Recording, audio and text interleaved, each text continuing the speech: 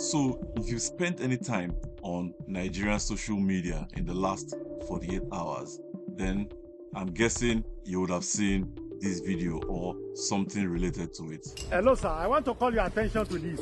This is the bridge that was constructed all the way from Alakija to link inside the first stack. These scavengers have started removing iron from the pillar that support the bridge. You can see it, sir. This is what they have been doing. All the pillar holding the bridge, they have started removing the iron. They break the concrete and they started removing the iron. You can see it. See, this is where we are now. See the way it was. This is the way it was. This is where we are now. It is very disturbing. How can scavengers be doing this in Lagos? Of course, it is very disturbing, and it is not a Lagos problem if we take a deep look at it. There have been complaints of people destroying property in different parts of the country, from the newly constructed bridge over the Niger, the one that the Buhari administration built, to the construction works that are going on in Abuja. So it's not a Lagos problem. But I find these incidents of vandalism very fascinating, and as you can guess, I want to share with you some historical examples of how vandalism has become a part of the fabric of our society. This is a report from 1916 where the residents of Bauchi province details some of the issues they had to deal with during the course of the year relating to the theft of materials that were used for public works. In this case, the stealing of iron wire from the railways and telegraph lines was a big problem, and the government had to find ways to deal with it. As a matter of fact, the problem was so significant, the government tried to crack down severely, and there was an increase in the number of people who were handed sentences for stealing public property, or larceny as it is known. From Bauchi province, we can fast forward 16 years to 1932, where the managing director of the London Tin Corporation sent a letter to the residents of Plateau province to complain about the theft of copper wire at their mining station. This was a significant problem, and they couldn't figure out what was going on. As you can see, this report details that on 4 separate occasions between March and April of that year, so over a 2-month period, there had been 4 incidents of theft of copper wire used for telephone lines.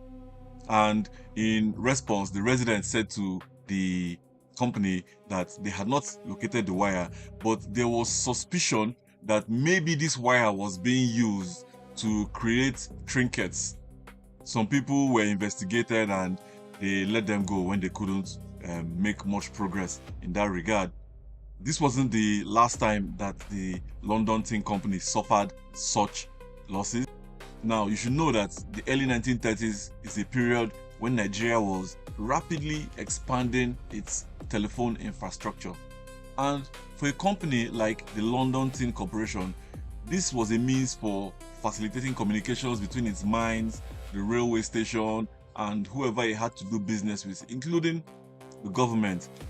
If the wires kept getting stolen, there was no way they could do business. So without the situation from 1932 resolved, here's another report from 1933 complaining about theft. But that's not the end of it. In September, another report was filed, 900 feet of telephone wire stolen. And then in October, yet another report, 1800 feet of telephone wire stolen.